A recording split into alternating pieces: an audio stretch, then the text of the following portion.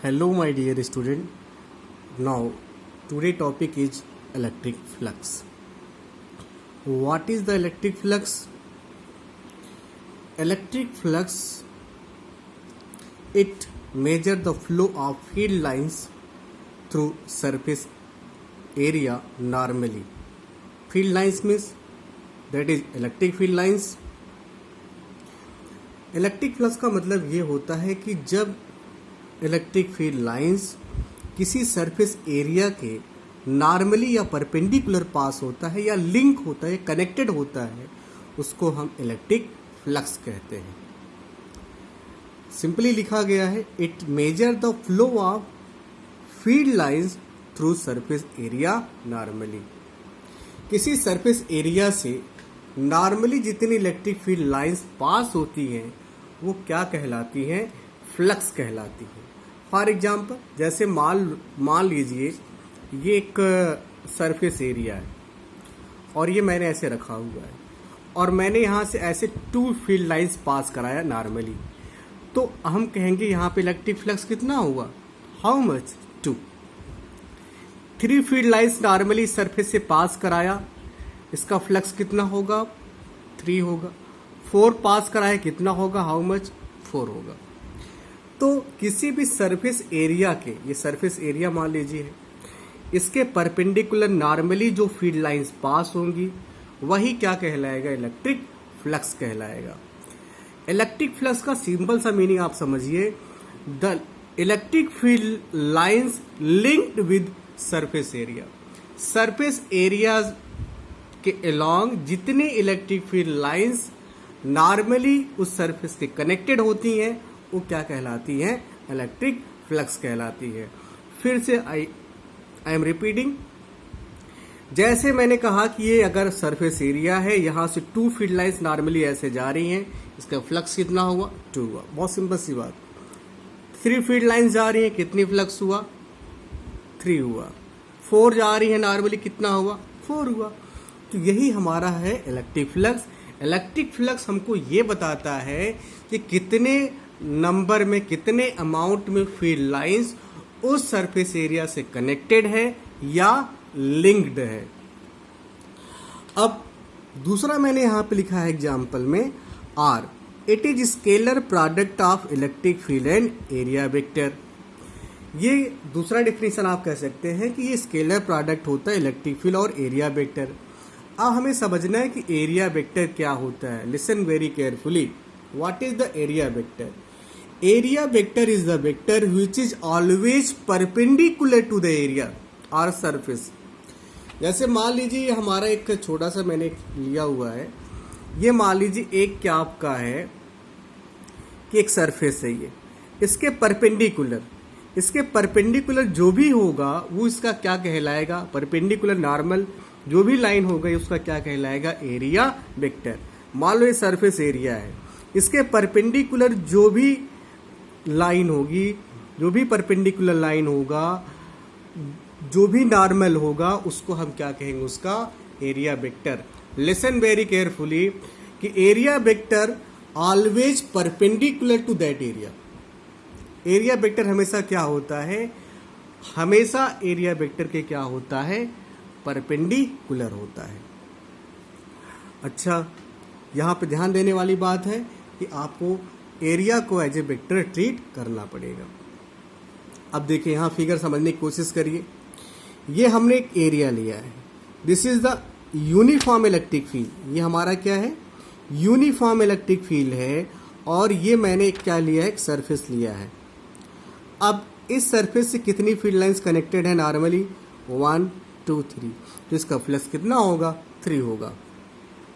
अब ध्यान दीजिए, जैसे यहाँ पे दिखाया गया है, एक्चुअली ये जो सरफेस है ये ऐसे है, ध्यान देकर समझने की कोशिश करिए. ये ऐसे है और फील्ड लाइंस ऐसे जा रही हैं, आप समझ सकते हैं, ऐसे जा रही हैं. तो आप देखिए इलेक्ट्रिक फील्ड लाइंस ऐसे जा रही हैं, ऐसे, और एरिया वेक्टर ऐसे है.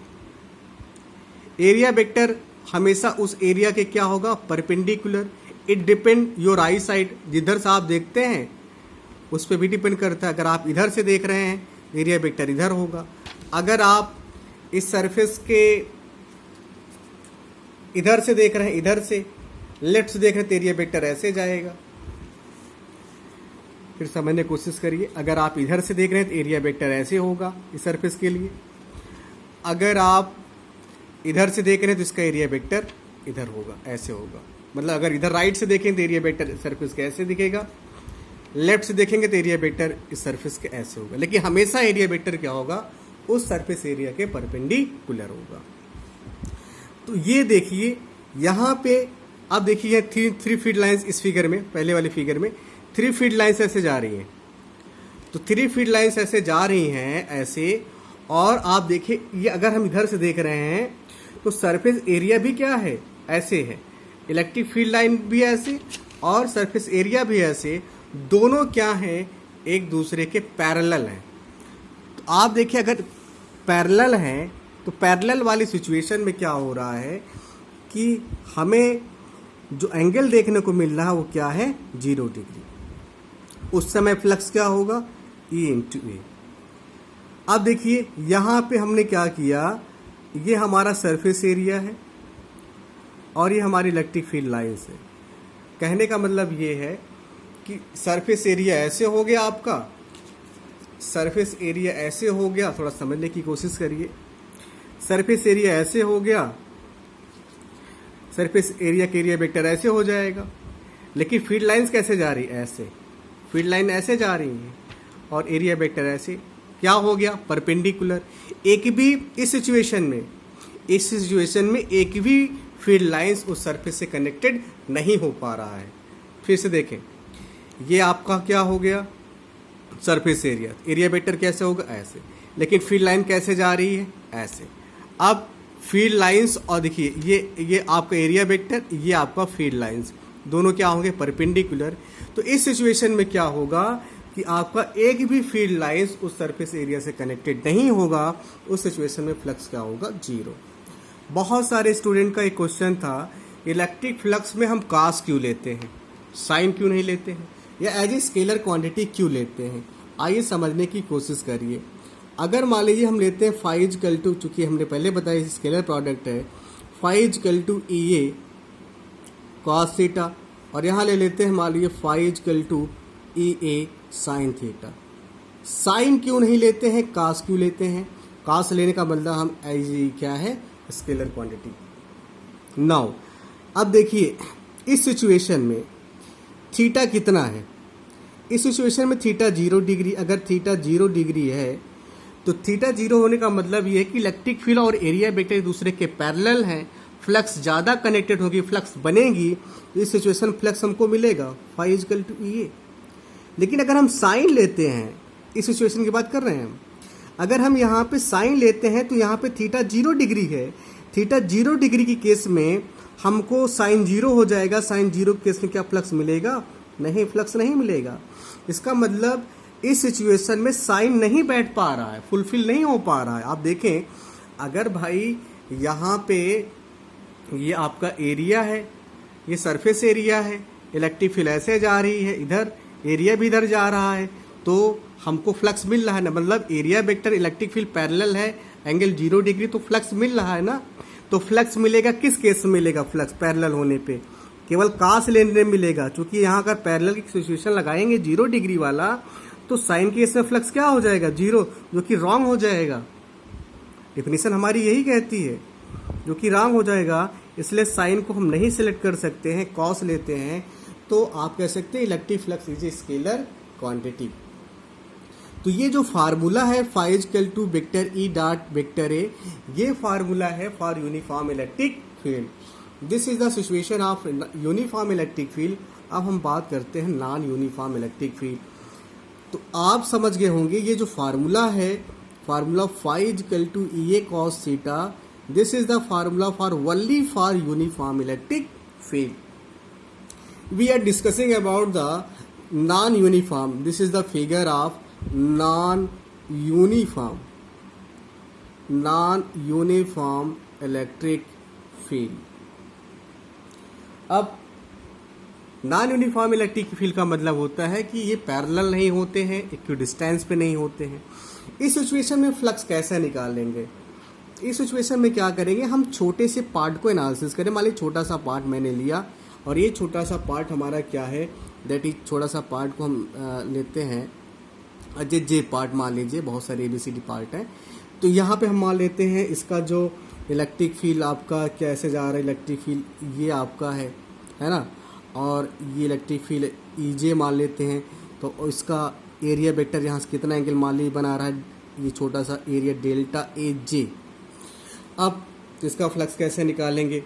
तो फ्लक्स हो जाएगा आपका vector EJ dot delta AJ। ध्यान दीजिएगा, अब अगर हमारा नॉन यूनिफॉर्म इलेक्ट्रिक फील्ड है तो ऐसे सिचुएशन में हम phi equal to A cos theta formula नहीं लगा पाएंगे। उस सिचुएशन में हमें क्या करना पड़ेगा, उस बड़े पार्ट को छोटे छोटे पार्ट में तोड़ना पड़ेगा और उसको फिर ऐड करके फ्लक्स निकालना पड़ेगा। ये छोटे से पार्ट का होगा, ऐसे बहुत सारे पार्ट हैं। तो हम क्या कर सकते हैं, फाई नेट करके क्या कर सकते हैं, सिग्मा लगा सकते हैं। तो सिग्मा इजकल टू हो जाएगा J equal to 1 to N और ये हो जाएगा EJ डॉट डेल्टा AJ। अब ये आपका हो जाएगा। इसके बाद हम क्या कर सकते हैं, आप जानते हैं कि सिग्मा को यहाँ पे फिजिक्स में इंटीग्रेशन ले सकते हैं। तो ये हो जाएगा phi equal to integration vector E dot vector DA। इस तरीके से हम नॉन यूनिफॉर्म इलेक्ट्रिक फील्ड के केस में फ्लक्स को कैलकुलेट कर सकते हैं। अगर एक तौर पे देखें तो फार्मूला लगभग सेम ही है, लेकिन ये तरीका है नॉन यूनिफॉर्म इलेक्ट्रिक फील्ड के लिए फ्लक्स को कैलकुलेट करना। तो आप ध्यान दीजिएगा, ये फार्मूला किसके लिए है, फॉर यूनिफॉर्म इलेक्ट्रिक फील्ड, और ये फार्मूला है for non uniform electric field. Thank you.